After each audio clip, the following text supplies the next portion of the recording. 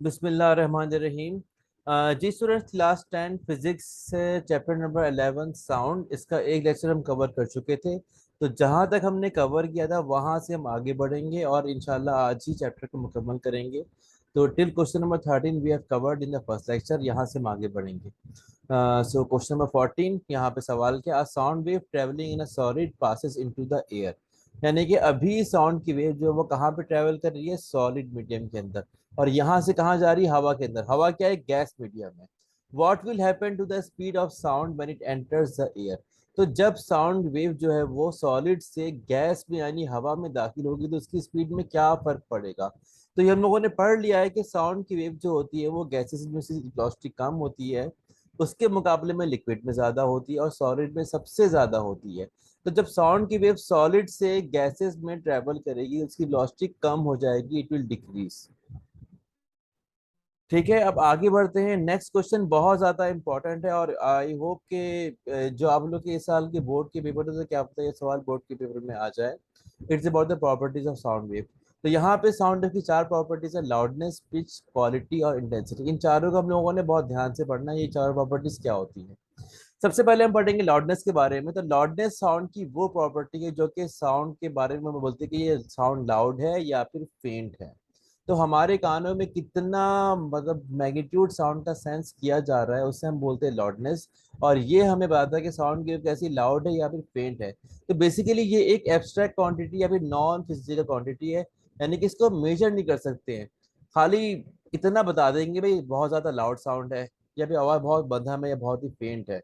कितना लाउड है कितना फेंट है इसको हम बाकायदा मेजर नहीं कर सकते, ये एक नॉन फिजिकल क्वांटिटी है। जैसे फर्ज करें कि लेंथ है, वी कैन मेजर भाई ये 3 मीटर है, 4 मीटर है, 5 मीटर है, वॉट्स एवर, या फिर इतने किलोमीटर है। लेकिन दर्द हो रहा है तो वी कैन नॉट मेजर। हाँ, दर्द ज्यादा हो रहा है या दर्द कम हो रहा है तो we can tell the extent in the same way. तो लाउडनेस के जरिए हम बात है कि साउंड की वेव लाउड है या फिर फेंट है। कितना लाउड या कितना फेंट है तो उसको हम बाकायदा मेजर नहीं कर सकते। दूसरी जो हमारे पास प्रॉपर्टी है वो है पिच। पिच साउंड की वो प्रॉपर्टी जो कि श्रिल और ग्रेव या फ्लैट साउंड के बीच में फर्क पैदा करती है। तो यहाँ पे क्या मतलब हुआ, श्रिल का मतलब क्या होता है, बारीक या पतला, यानी कि ऐसी आवाज जो कि बारीक हो या पतली हो। और ग्रेव का मतलब क्या होता है कि थोड़ी भारी या फ्लैट साउंड, यानी कि जो आवाज कम पतली हो, पतली ना हो, उसे थोड़ी मोटी हो या भारी हो, उसे हम बोलेंगे ग्रेव साउंड। तो पिच हमारे पास साउंड की वो क्वालिटी है जो कि ग्रेव और श्रिल साउंड में फर्क पैदा करती है। अच्छा, पिच जो होती है वो जितनी ज्यादा साउंड की फ्रीक्वेंसी होगी उतनी ही ज्यादा साउंड की पिच होगी। और अगर हम बात करें लाउडनेस की तो ये डिपेंड करता है एम्पलीट्यूड के ऊपर, जितना ज्यादा हमारे पास एम्पलीट्यूड होगा उतनी ही ज्यादा लाउडनेस होगी। और पिच डिपेंड करता है फ्रीक्वेंसी के ऊपर, जितनी ज्यादा फ्रीक्वेंसी हाई होगी पिच हाई होगी। तो आमतौर पे क्या होता है कि जैसे फीमेल्स हैं, लड़कियां, इनकी आवाज से पिच ज्यादा होती है, यानी कि इनकी आवाज यूजुअली क्या होता है, बारीक और पतली होती है। उसके मुकाबले में मेल्स हैं या जेंट्स हैं, लड़के वगैरह, इनकी आवाज की पिच थोड़ी कम होती है, क्योंकि इनकी आवाज आमतौर पे एवरेज जो है वो थोड़ी भारी होती है, मोटी होती है। लेकिन लाजमी नहीं कि ऐसा हो। अगर मैं फीमेल्स की बात करूं तो अगर जो मेरे ऐसे बच्चे जो कि स्कूल के स्टूडेंट्स हैं तो वो ज़्यादा समझ पाएंगे कि क्लास 10 में इनको पढ़ाती है इंग्लिश मिस सरबत। तो मिस सरबत की आवाज़ थोड़ी भारी है, यानी कि उसकी आवाज़ में थोड़ी पिच बहुत कम है। उसके मुकाबले में मिस यास्मीन की आवाज़ की पिच बहुत ज़्यादा है। तो मेरी मिसाल को खाली वही समझ पाएंगे जो इन दोनों की आवाज़ को पहचानते होंगे। और भी बहुत सारी आवाजें, जैसे गिलास टूटता है तो बहुत ही बारीक सी आवाज निकलती है, ठीक है। लेकिन कोई भी फर्ज करें कि कॉपी आपकी गिर जाती है जमीन के ऊपर या रजिस्टर वगैरह, तो धप से आती है आवाज, तो उसकी आवाज की पिच जो है ना बहुत कम है। लेकिन जो मेटल्स का साउंड जो होता है वो थोड़ा बारीक होता है। और लकड़ी है उसका साउंड थोड़ा कैसा होता है, फ्लैट होता है। तो इस तरीके से हम जिस फर्क पैदा कर सकते हैं पिच, यानी कि पिच के साउंड के ऊपर कि आवाज कैसी है, पतली है या भारी है। एनीवेज, जो हमारी अगली प्रॉपर्टी वो क्वालिटी है। अब अगर हमारे पास साउंड के दो सोर्स हैं, दोनों सोर्स से साउंड की वेव पैदा हो रही है, दोनों साउंड की लाउडनेस बिल्कुल सेम है, दोनों की पिच भी बिल्कुल सेम है, तब भी वो दोनों आवाजें मुख्तलिफ हैं, दोनों में मैं फर्क पैदा कर सकता हूँ, तो वो फैक्टर क्वालिटी कहलाता है। यानी अगर दो साउंड की सेम लाउडनेस है और सेम पिच है तब भी वो मुख्तलिफ है, तो जो फैक्टर ने फर्क पैदा कर रहा है वो कहलाता है साउंड की क्वालिटी। ठीक है, लास्ट वन इंटेंसिटी है। तो इंटेंसिटी का ताल्लुक जो है वो लाउडनेस से है, लेकिन ये हमारे पास एक मेजरेबल क्वांटिटी है, इसको हम मेजर कर सकते हैं। It is the amount of sound energy passing perpendicular to the unit area per unit time. इसको जरा मैं बकायदा पेन पे ड्रॉ भी कर लेता हूँ। अच्छा, ये पहले किया था मैंने, नई फाइल ले लेते हैं।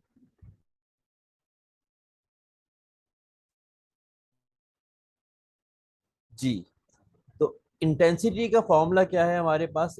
इंटेंसिटी क्या होती है, पहली बात है कि इंटेंसिटी का ताल्लुक भी किससे, लाउडनेस से है। तो इनके बीच में रिलेशन वगैरह मौजूद है, लेकिन ये कि फिलहाल जो हमारा क्लास 10 में कोर्स था तो वहाँ पे सिर्फ डेफिनेशन है, उसके अलावा कुछ भी नहीं। लेकिन बाकी बोर्ड के अंदर इंटेंसिटी को बहुत ज़्यादा अच्छा डिफाइन किया हुआ है। तो जहाँ तक कराची बोर्ड में वहाँ तक पढ़ेंगे, it is the amount of sound energy. What is intensity? It is the amount of sound energy passing through unit area in unit time. यानी किसी भी गिवन एरिया से एक सेकंड में कितनी साउंड एनर्जी पास हो रही है, और वो एरिया भी कितना हो, 1 मीटर स्क्वायर हो। यानी कि फर्ज करें कि ये एरिया कितना है, 1 मीटर स्क्वायर था, तो ये एरिया के परपेंडिकुलर साउंड वेव पास हो रही है, ठीक है। और अगर एक सेकंड में पास हो रही है, तो amount of sound energy passing through unit area in unit time is called intensity. तो इसे हम मेजर करते हैं वॉट पर मीटर स्क्वायर के अंदर। तो इसका यूनिट वॉट पर मीटर स्क्वायर कैसे आया, जरा इसको भी देख लेते हैं। ठीक है, फॉर्मूला क्या है, sound energy upon area into time. तो इंटेंसिटी का फॉर्मूला क्या हो गया, साउंड एनर्जी, यानी कि साउंड एनर्जी की फॉर्म है एनर्जी डिवाइडेड बाय एरिया और टाइम। अच्छा, एनर्जी अपॉन टाइम क्या होता है, ठीक है। हम लोगों ने क्लास 9 में बताया पावर के बारे में। पावर का फॉर्मूला क्या होता है, वर्क डन पर यूनिट टाइम। वर्क किसे बोलते हैं, एनर्जी को बोलते हैं, ठीक है। वर्क का यूनिट क्या होता है, जूल्स, और टाइम का सेकंड। तो पावर को हम बोलते हैं जूल्स पर सेकंड, जिसको हम वॉट भी कहते हैं। तो जूल्स पर सेकंड 1 वॉट के बराबर है। तो ये यहाँ पर एनर्जी क्या बन गई, जूल्स बन गई। एरिया क्या बन गया, मीटर स्क्वायर बन गया। और टाइम क्या बन गया, सेकंड बन गया। अब ये जूल्स पर सेकंड किसके बराबर था, वॉट के बराबर। तो ये बन गया वॉट पर मीटर स्क्वायर।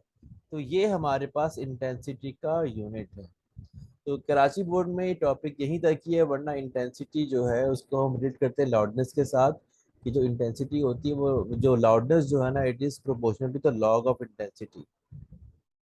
ठीक है, फिर इसको मजीद आगे हम बढ़ेंगे तो उसको बाद में हम इंटेंसिटी लेवल को भी डिफाइन करेंगे। तो फर्स्ट करें, किसी भी रूम के अंदर किसी भी जगह में टोटल कितना साउंड यहाँ पे प्रोड्यूस हो रहा था, तो वो कहलाता है इंटेंसिटी लेवल। तो इंटेंसिटी लेवल का यहाँ पे जिक्र जरूर है, लेकिन इसको बाकायदा ड्राइव नहीं किया गया है। तो इंटेंसिटी लेवल क्या होता है कि मेरे पास जो मिनिमम इंटेंसिटी है, यानी कि कोई भी इंसानी कान में बोलते कम से कम कितनी इंटेंसिटी को सुन सकते हैं, वो कहलाती है मिनिमम इंटेंसिटी। ठीक है, उसे बोलते हैं आई नॉट, ठीक है। और जो करंट इंटेंसिटी लेवल है, ठीक है, जो यानी कि अभी यहाँ पे कितनी इंटेंसिटी मौजूद थी, उनका डिफरेंस कहलाता है इंटेंसिटी लेवल। तो किसी भी जगह पे कितना साउंड मौजूद है वो कहलाता है इंटेंसिटी लेवल। इसको हम आमतौर पे डेसिबल में मेजर करते हैं। ठीक है, यानी कि कोई भी वर्क एरिया है तो यहाँ पे कितना साउंड का लेवल था, तो यहाँ पे भाई 20 डेसिबल है, 30 डेसिबल है, या 40 डेसिबल है, ठीक है। और जो इसकी मैक्सिमम लिमिट है ह्यूमन ईयर के लिए, वो कितनी है, 80 डेसिबल। यानी किसी भी वर्क एरिया में जितना भी साउंड प्रोड्यूस हो रहा है, अगर वो 80 डेसिबल तक है या उससे ज़्यादा है, तो वो हमारे लिए नुकसानदेह है। तो हमें कुछ स्टेप्स मेजर करने के लेकर उसको हमने लेवल को कम करना है, वरना ऐसे जगह पे काम करना इंसान के लिए ठीक नहीं है। तो आमतौर पे क्या होता है कि कोई भी इंडस्ट्री वगैरह जब सेटअप होती है, तो उसका बाकायदा असेसमेंट किया जाता है कि यहाँ पर कौन कौन सी मशीनरी इंस्टॉल होंगी। ठीक है, मशीनरी जब ऑन होगी तो कितना ज़्यादा शोर जो है, नॉइस क्रिएट होगा, उसका कितना लेवल होगा। अगर उसका लेवल 80 से ज़्यादा है, तो ऐसी इंडस्ट्री जो है ना, उसको लगाने की इजाज़त नहीं होती। या तो वो कुछ ऐसे स्टेप लेके उसका लेवल थोड़ा कम हो जाए। तो इंटेंसिटी को या फिर नॉइस लेवल को हम कितना किस तरीके से कम कर सकते हैं, तो वो भी हम आगे बढ़ेंगे। लेकिन 80 डेसिबल हमारी लास्ट लिमिट है। तो साउंड लेवल जो है ना, वो हर हाल में 80 डेसिबल से कम ही होना चाहिए। एनीवेज, हम वापस आते हैं टॉपिक की तरफ। हम लोगों ने क्या पढ़ ली, properties of sound wave, loudness जिसका ताल्लुक किससे, एम्पलीट्यूड से है, पिच जिसका ताल्लुक फ्रीक्वेंसी से, उसके बाद क्वालिटी, और आखिर में इंटेंसिटी। अच्छा, अब आगे बढ़ते हैं। Next question the which what characteristics determine the quality of the sound. तो जो क्वालिटी की जो बेसिक डेफिनेशन है, अगर दो साउंड वेव की एग्जैक्टली सेम लाउडनेस है, सेम पिच है, तो क्वालिटी वो फैक्टर है जो कि साउंड में फर्क पैदा करता है। तो अगर ओवरऑल लाउडनेस या पिच वगैरह हम बढ़ा रहे हैं या कम कर रहे हैं, तो इसका मतलब क्या हुआ कि हम फ्रीक्वेंसी और एम्पलीट्यूड को बढ़ा रहे हैं कम कर रहे हैं। तो पिच उस पर भी डिपेंड कर सकती है, लेकिन ये इतना इंपॉर्टेंट क्वेश्चन नहीं है। एक्चुअली जो भी क्वेश्चन आपकी बुक के अंदर मौजूद है, या तो एक्सरसाइज के अंदर है या फिर विद इन द टॉपिक है, तो वो तमाम क्वेश्चंस को मैंने नोट्स में कवर कर लिया है। ठीक है, तो कुछ क्वेश्चन बहुत ज्यादा गैर जरूरी भी है, लेकिन जो भी क्वेश्चन थे तो वो हमने नोट्स में कवर किए ताकि कुछ भी मिसिंग ना रहे।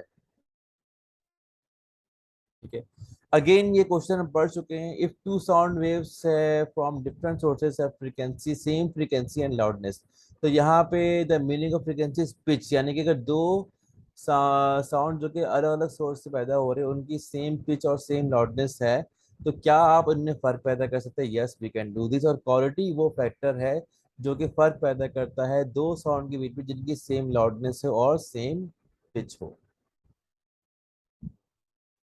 अच्छा, अब जो हमारा नेक्स्ट टॉपिक है वो है musical sound and noise. Noise क्या होता है और म्यूजिकल साउंड क्या होता है? तो बहुत ही सादा और आसान लफ्जों में, जो साउंड हमें सुनने को अच्छा लगे वो म्यूजिकल साउंड है, और जो हमें सुनने को अच्छा ना लगे, बुरा लगे, वो क्या है? नॉइस है। लेकिन फिजिक्स के मुताबिक क्या है कि किसी भी साउंड में अगर फ्रीक्वेंसी का एक रेगुलर पैटर्न था, इंक्रीज होने का, डिक्रीज होने का, तो अगर वो प्रॉपर रेगुलर पैटर्न से इंक्रीज हो रही है, डिक्रीज हो रही है, उसका उतार चढ़ाव रेगुलर है, तो वो हमारे पास म्यूजिकल साउंड है। तो उस लिहाज से जो भी हमारी क्लासिकल म्यूजिक है, यानी जो हमारी क्लासिकल मौसीकी है, वो ही साउंड के अंदर आती है। और इसको बाकायदा सीखा जाता है, इसको समझा जाता है, यानी कि इतना आसान नहीं होता क्लासिकल सॉन्ग हर किसी के लिए गाना। तो मौसीकी में कितने सुर होते हैं, इसका स्केल कैसा होता है, किस तरीके से हम सुर को चेंज करते हैं, तो इसको बकायदा सीखा जाता है। तो जो हमारे क्लासिकल साउंड है, फिजिक्स के मुताबिक वो म्यूजिकल साउंड की कैटेगरी के अंदर आते हैं। और जिस साउंड के अंदर फ्रीक्वेंसी का जो पैटर्न था वो रेगुलर ना हो, बिल्कुल नॉन रेगुलर, रैंडम हो, तो वो नॉइस कहलाता है। तो जो हमारे पॉप सॉन्ग्स थे, तो फिजिक्स के मुताबिक वो शोर है, म्यूजिकल साउंड नहीं है। लेकिन जो बेसिक डेफिनेशन, अगर हमें सुनने में अच्छा लग रहा है तो वो म्यूजिकल साउंड है, अगर बुरा लग रहा है तो वो नॉइस है। अच्छा, अब आगे बढ़ते हैं। What type of sounds have pleasant effect on our hearing sensation, यानी कि किस तरह की साउंड का हमारे कानों को बहुत ही अच्छा इफेक्ट पैदा होता है, तो वो है म्यूजिकल साउंड। जहां पर क्या होता है कि जो साउंड की रिपीटेशन है वो एक रेगुलर पैटर्न पर होती है, फ्रीक्वेंसी का उतार चढ़ाव जो होता है वो एक रेगुलर तरीके से होता है। ठीक है, अगर ऐसा ना हो तो वो क्या है? नॉइस है। ठीक है, अब अगर नॉइस है तो अब अगेन जो हम लोगों ने डिस्कस किया था पहले, कि नॉइस को हम किस तरीके से कम कर सकते हैं। ठीक है, पहली बात है कि नॉइस जो है ना वो हमें अच्छा नहीं लगता। ठीक है, और अगर नॉइस का लेवल बहुत ज्यादा हो तो वो हमारे नुकसानदेह भी है। तो किस तरीके से नॉइस को कम किया जाता है? फर्स्ट अगर कोई भी इंडस्ट्री वगैरह सेटअप होती है तो मशीनरी वहां पे जो है ना ऑन है, तो मशीनों की आवाज बहुत ज्यादा होती है। तो सबसे जो अहम तरीका होता है नॉइस को कम करने का, ऐसी चीज़ों को इस्तेमाल करना जो कि साउंड को एब्जॉर्ब कर सकें। तो उनमें रबर बहुत ही इंपॉर्टेंट ऑब्जेक्ट है जो कि साउंड को एब्जॉर्ब कर लेता है। फर्ज करें कि कोई भी दो पार्ट थे, आपस में टकरा रहे, बहुत शोर पैदा हो रहा है, वहां पे रबर लगा दिया तो अब आवाज बहुत ज्यादा कम पैदा होगी, बिकॉज रबर जो होता है वो साउंड को एब्जॉर्ब कर लेता है। इसके अलावा और ऐसे जितने भी मटेरियल्स हैं उनको हम इस्तेमाल करेंगे ताकि हम साउंड को एब्जॉर्ब कर सके और साउंड कम प्रोड्यूस हो। Number two, use of air plug and this type of devices, यानी कि कानों के अंदर किसी भी एयर मफ को इस्तेमाल कर लेना, एयर प्लग को। तो इस तरह की बहुत तरह की डिवाइसें आती हैं। ये मानी कि जो आप लोग के हैंड्स फ्री होते हैं, तो ये भी एक लिहाज से अगर आपने वैसे ही लगाया हुआ है, आप कुछ नहीं सुन रहे हैं, तो उसके लगाने से भी क्या होता है कि आपके कानों को साउंड की लाउडनेस थोड़ी कम फील होती है। तो ऐसी डिवाइसेस इस्तेमाल करना जिससे क्या है कि हमें नॉइस कम फील हो। ठीक है, number three, stay away from the noisy area as much as possible. ठीक है, फर्स्ट अगर किसी की जॉब है, फैक्ट्री है या फिर इंडस्ट्री, वहां पे काम तो करना है, लेकिन जितना हद तक पॉसिबल हो नॉइसी एरिया से हम दूर रहें। ठीक है, हम फासला रखें, काम भी करना है लेकिन जितना हद तक पॉसिबल हो। अब फर्स्ट अगर कोई मशीनरी है बहुत ज्यादा आवाज पैदा कर रही है, अब वहां पे मूंग लिया, ठीक है, तो वहां बहुत ज्यादा शोर हो रहा था, तो हमें उससे बचना है, हमने ऐसी जगह को अवॉइड करना है जहां पर नॉइज बहुत ज्यादा हो। तो इस तरीके से हम नॉइस पोल्यूशन को रिड्यूस कर सकते हैं। अच्छा, अब ये सवाल थोड़ा इम्पोर्टेंट है खासतौर पे जो कमिंग पेपर्स के लिहाज से, कि नॉइस के क्या इफेक्ट है या फिर किस तरीके से नॉइस जो है इंसानों के लिए नुकसानदेह है। तो पहली बात है कि बिल्कुल नुकसानदेह है। तो शोर जो है ना वो हमें कभी भी इससे हमें फायदा नहीं होता है। और अगर हम बहुत ज्यादा रेगुलरली शोर के अंदर रहेंगे तो हमें बहुत सारी बीमारियां हो सकती हैं। ये इसके हमारे पास एडवर्स इफेक्ट है। तो ऐसा बकायदा मतलब रिसर्च के अंदर पढ़ा गया है कि शोर का, नॉइस का इंसानी सेहत से एक डायरेक्ट लिंक है। तो सबसे जो बड़ा प्रॉब्लम क्या है वो स्ट्रेस या फिर टेंशन। जब बहुत ज्यादा शोर हो तो बहुत ज्यादा स्ट्रेस फील होता है, हमें टेंशन फील होती है। अक्सर क्या होता है कि ये खासतौर पर जो टीचर्स वगैरह होते हैं तो उन्हें बड़ा बर्दाश्त करना पड़ता है। क्लास के अंदर बिल्कुल मछली बाजार बना हुआ था, स्टूडेंट थे, बातें बहुत ज्यादा कर रहे हैं, हर कोई अपनी अपनी बात कर रहा था। तो जो सामने क्लास को जो कंट्रोल करने वाला होता है तो वो थोड़ा टेंशन में, स्ट्रेस में आ जाता है, वो इरिटेट होता है। तो ये एक बहुत ही बड़ा प्रॉब्लम है, ठीक है, जो कि नॉइस की वजह से पैदा होता है। उसके अलावा हाई ब्लड प्रेशर। तो यही वजह है कि ज्यादातर जो टीचर्स वगैरह होते हैं आजकल, क्योंकि इतना ज्यादा मतलब है कि वैसा डिसिप्लिन नहीं रहा स्कूलों के अंदर या कॉलेज वगैरह के अंदर, तो जो लोग ज्यादा नॉइसी एरिया में काम करते हैं तो वो बहुत जल्द बीपी के मरीज बन जाते हैं। उसके अलावा स्पीच इंटरफेरेंस हो गया, हियरिंग लॉस हो गया, स्लीप डिस्ट्रप्शन हो गया या फिर लॉस प्रोडक्टिविटी। तो ये भी हमारे पास नॉइस के एडवर्स इफेक्ट है। एडवर्स यानी कि नुकसानदेह इफेक्ट है। ठीक है, हियरिंग लॉस यानी कि जो लोग बहुत ज्यादा शोर में रहते हैं तो बाद में वो ऊंचा सुनते हैं, हल्की आवाज को सुन ही नहीं पाते, यानी कि जोर से उनसे बात करेंगे तो ही वो सुनेंगे। असल में ऐसा क्यों हो रहा था, क्योंकि वो बहुत ज्यादा नॉइस में रहते हैं। नींद की कमी होना, और लॉस प्रोडक्टिविटी यानी कि किसी भी काम के अंदर एफिशिएंसी का कम होना। तो ये सारे हमारे पास नॉइस के एडवर्स इफेक्ट हैं, ठीक है, नुकसानदेह इफेक्ट्स हैं। अच्छा, नेक्स्ट टॉपिक हमारे पास क्या है, echo. Echo is what, it is the reflection of sound waves. तो रिफ्लेक्शन किसी भी वेव की प्रॉपर्टी है। ये हम लोगों ने पढ़ा था वाटर वेव के अंदर, रिपल टैंक के अंदर। उसके बाद हमने वहाँ का पढ़ा लाइट वेव के अंदर पढ़ा। तो अगर ये साउंड वेव में रिफ्लेक्शन हो तो तरीका वही है, लेकिन साउंड वेव की रिफ्लेक्शन को हम इको बोलते हैं। यानी कोई भी वेव किसी भी मीडियम में ट्रेवल कर रही है, जब वो दूसरी मीडियम को स्ट्राइक करके वापस उसी मीडियम में लौट जाती है, इसे क्या बोलते हैं, रिफ्लेक्शन। और यही रिफ्लेक्शन अगर साउंड वेव है उसका नाम हमने इको रखा हुआ है। तो टॉपिक वही, रिफ्लेक्शन ऑफ साउंड वेव। जैसे साउंड के लिए इसका नाम क्या रखा हुआ है, इको रखा हुआ है। अच्छा, एक बहुत ही बड़ा सवाल ये है कि अगर मैं कुछ भी बोलूंगा, कहीं से कोई भी आवाज आएगी तो वो किसी और जगह से टकरा के वापस सुनाई देगी। तो ऐसा बहुत कम होता है। कभी कभी होता है कि हम किसी पहाड़ी इलाके के अंदर हैं, मैंने कोई भी बात कही तो मुझे अपनी ही कही भी बातें, मेरी आवाज दोबारा सुनाई देती है। यानी कि आवाज जो है वो रिटर्न होने के बाद दोबारा मुझे सुनाई दे रही है। लेकिन आमतौर पे ऐसा नहीं होता है, बहुत कम ऐसा होता है। हम किसी भी जगह पे, स्कूल में है, बिल्डिंग में है, ऑफिस में है, घर में है, तो हमें कभी भी इको सुनाई नहीं देता।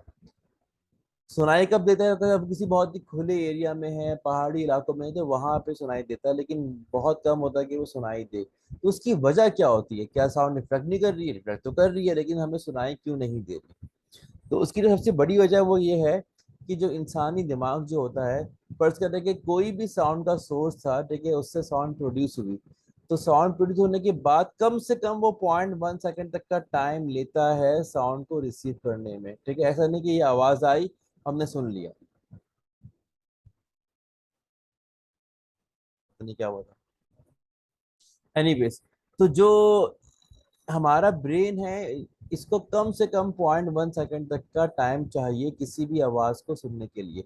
तो होता क्या क्या, फर्स्ट है कि कोई भी साउंड प्रोड्यूस होती है, अब वो टकरा के वापस आती है, अगर वो 0.1 सेकंड से पहले ही गुजर जाए तो उसको हम सुन ही नहीं पाते हैं। तो अगर वो इंटरवल बहुत ज्यादा हो तो हमें इको सुनाई देगा, वरना हमें इको सुनाई नहीं देगा। तो साउंड की वेव की स्पीड बहुत ज्यादा हाई होती है।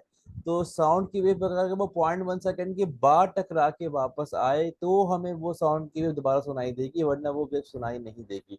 तो इसकी बकायदा कैलकुलेशन भी है, लेट्स सी कि वो किस तरीके से की गई है, जिसको मैं यहाँ पे करके बताता हूँ।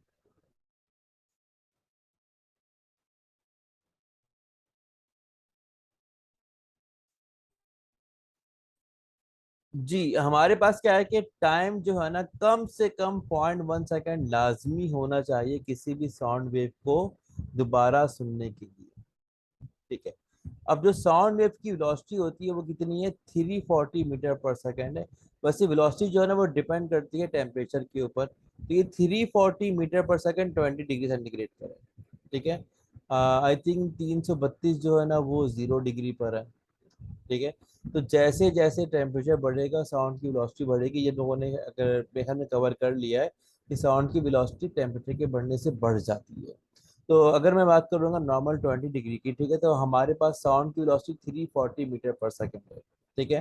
तो अगर साउंड की वेव इतनी वेलोसिटी से ट्रेवल कर रही है तो 0.1 सेकेंड में वो कितना डिस्टेंस ट्रेवल कर लेगी। तो यहाँ अप्लाई करते हैं फॉर्मूला डिस्टेंस का, वेलोसिटी इंटू टाइम।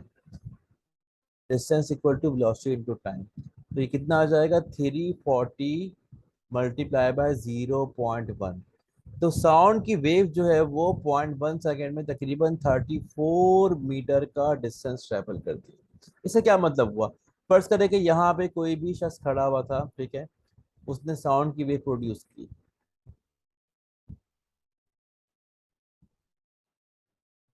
ठीक है। साउंड की वेव प्रोड्यूस की। ठीक है। और यहाँ पे कोई भी ऑब्स्टिकल है, कोई भी ऑब्स्टिकल है। ठीक है। साउंड की वेव टकरा के वापस उस तक पहुंचेगी। ठीक है।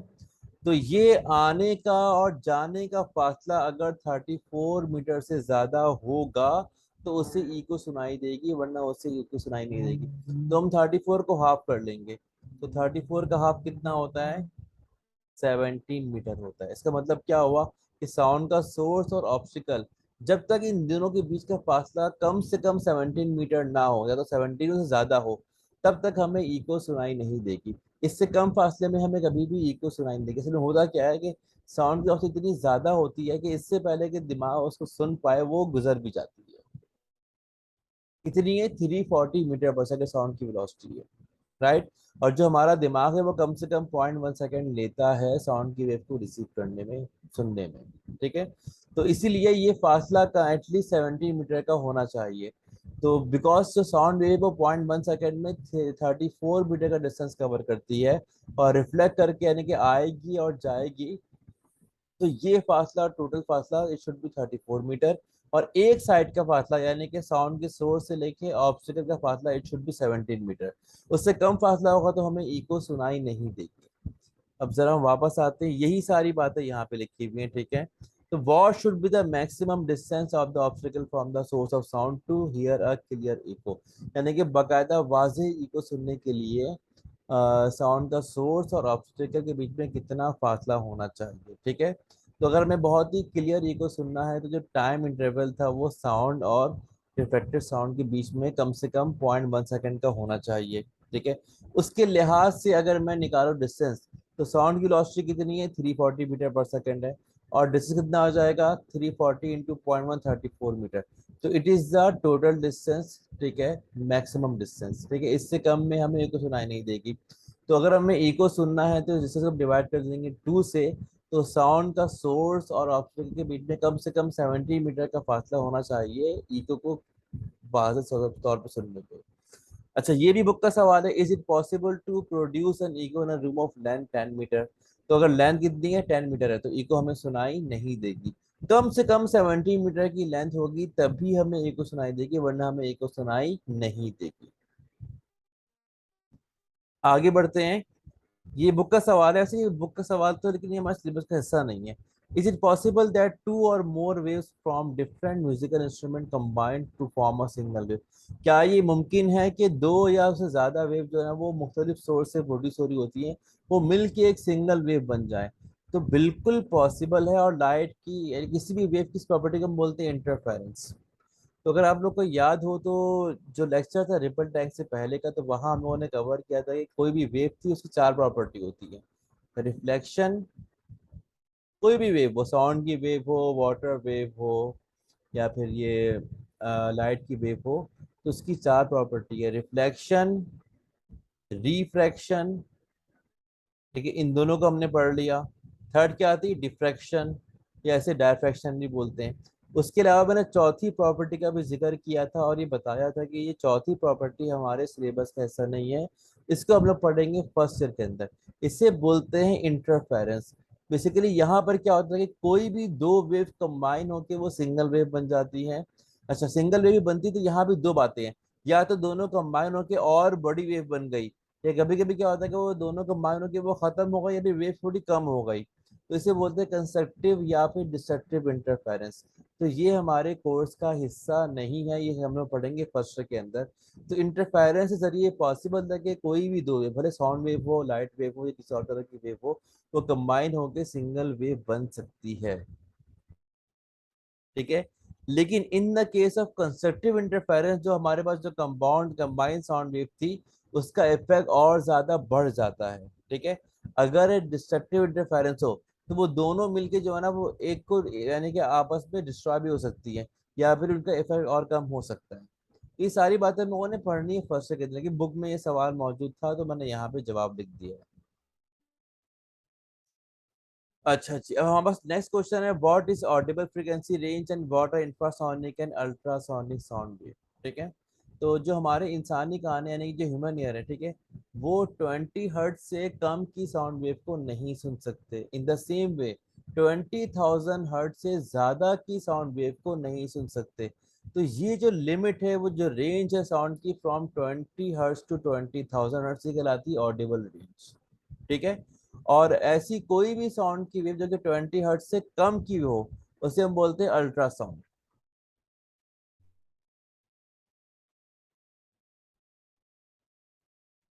अच्छा नहीं, मैंने उल्टा बोल दिया। ठीक है। यानी कि ऐसी कोई भी वेव जहां पे हमारी फ्रीक्वेंसी 20,000 से ज्यादा हो, वो कहलाता है अल्ट्रासोनिक साउंड वेव, उसे बोलते हैं अल्ट्रासाउंड।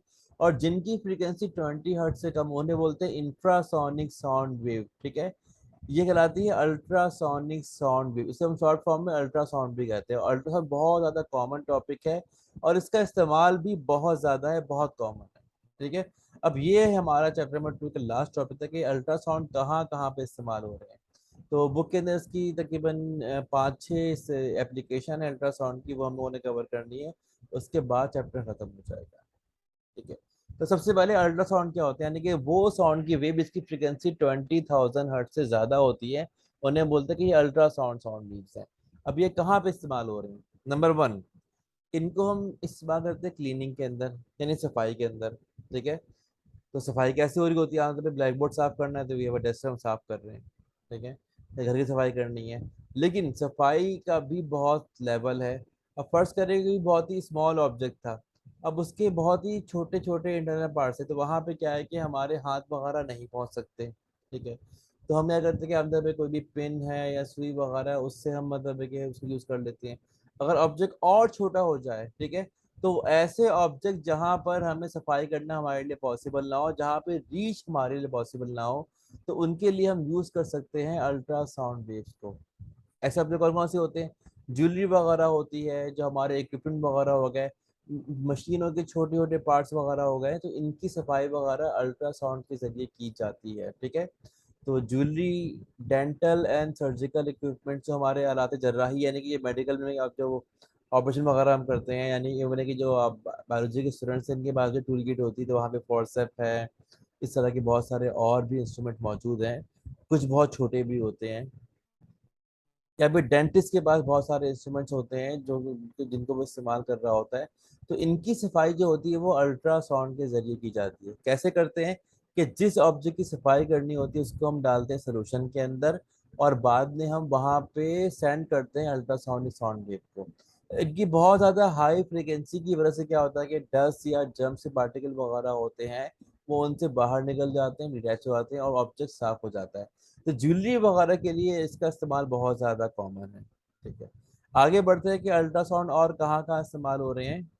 तो किसी भी मेटल ब्लॉक के अंदर किसी भी तरह के डिफेक्ट को डिटेक्ट करने के लिए हम इस्तेमाल करते हैं अल्ट्रासाउंड को। इसे बोलते हैं क्वालिटी कंट्रोल।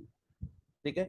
अच्छा, बुक में लिखा हुआ था कि डायग्राम की हेल्प से एक्सप्लेन करें, तो मैंने एक डायग्राम ऐसी बनाई कि आप लोग उसको इजीली कॉपी में ड्रॉ कर सकते हैं।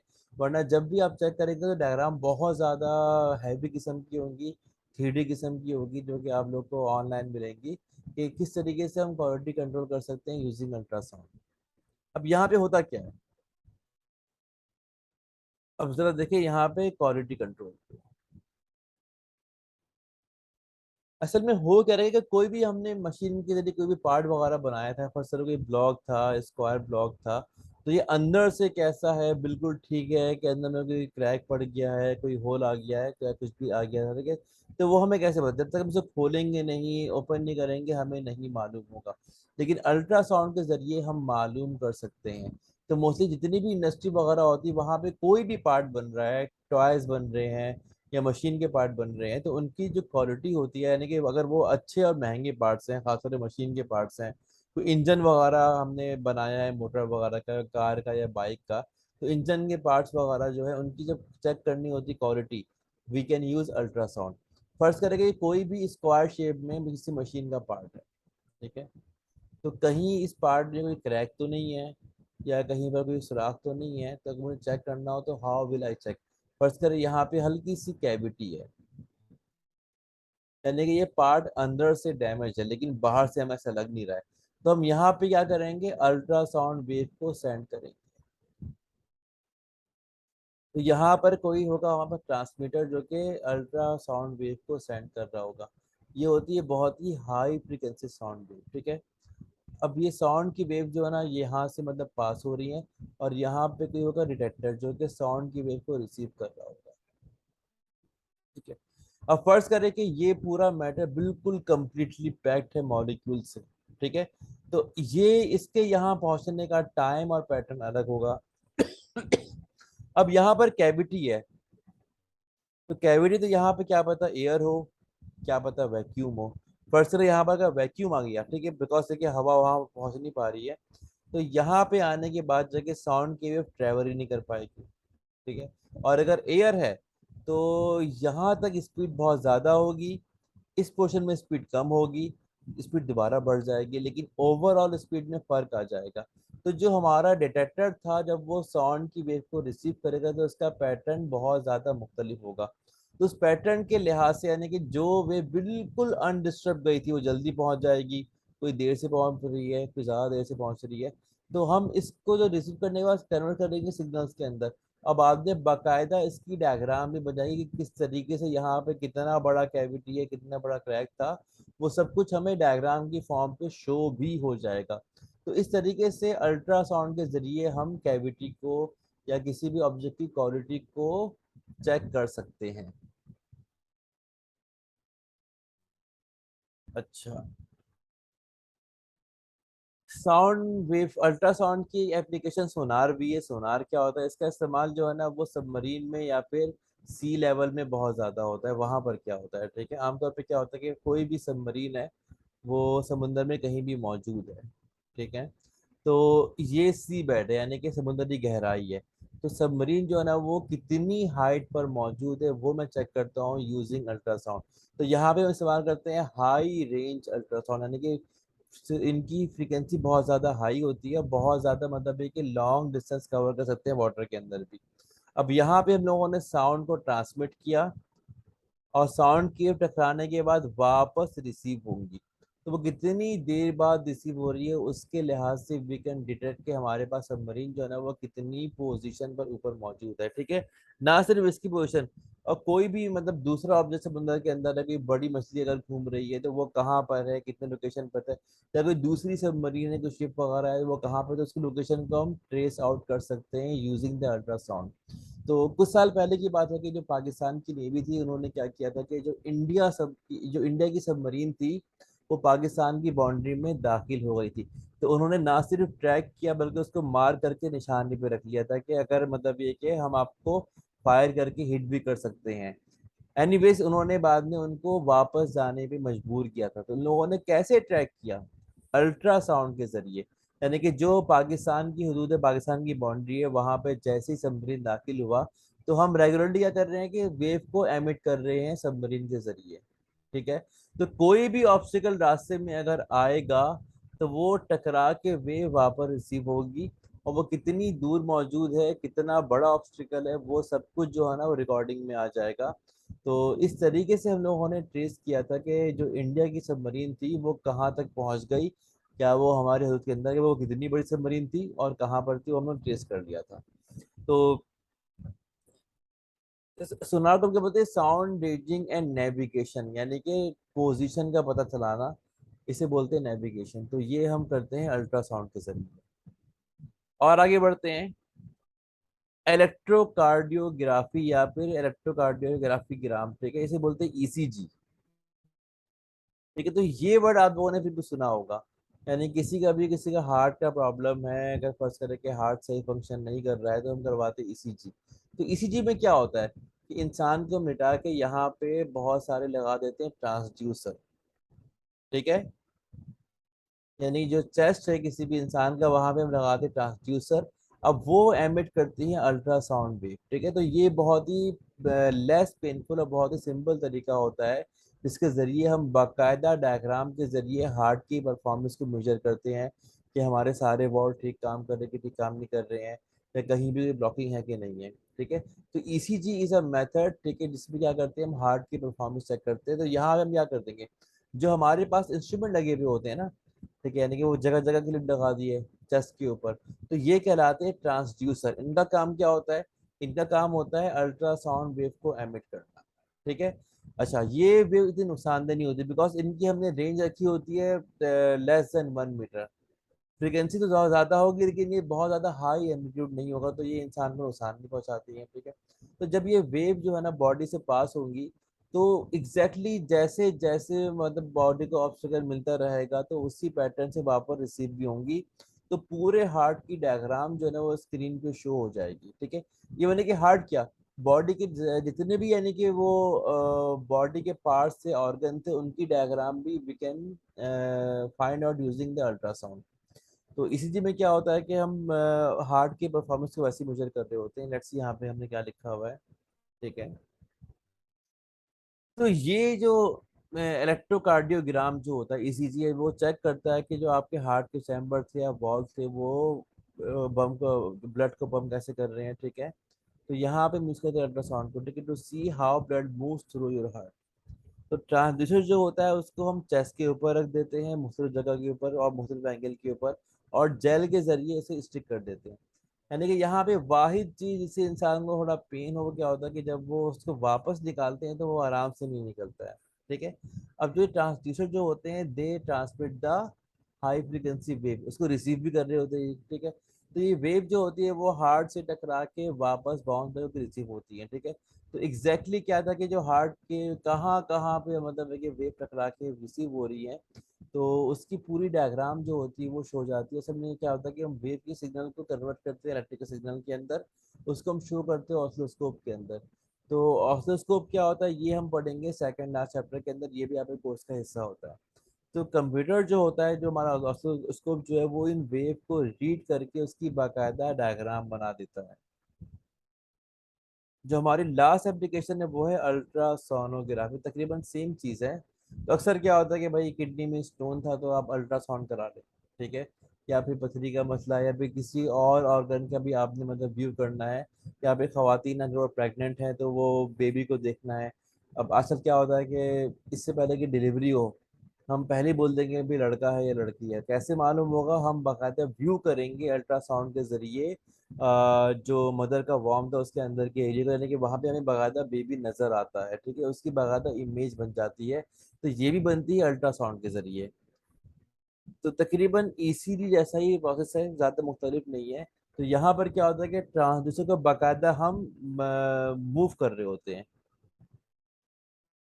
तो फर्ज करें कि बॉडी के किसी भी पार्ट का हमने डायग्राम हासिल करना है, तो जो हमारे पास जो अल्ट्रासाउंड जो स्पेशलिस्ट था, तो वो ट्रांसड्यूसर को बकायदा बॉडी पार्ट में मूव करेगा और उसकी डायग्राम बनना शुरू हो जाएगी। ठीक है, तो मूव करता रहेगा और उसे डायग्राम शो होती रहेगी कि जो बॉडी के पार्ट है वो अंदर से कैसे दिख रहे हैं।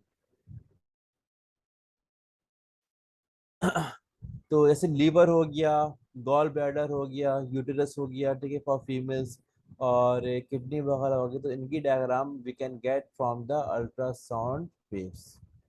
इससे क्या होता है कि डॉक्टर को बीमारी को पहचानने में, आइडेंटिफाई करने में आसानी हो जाती है।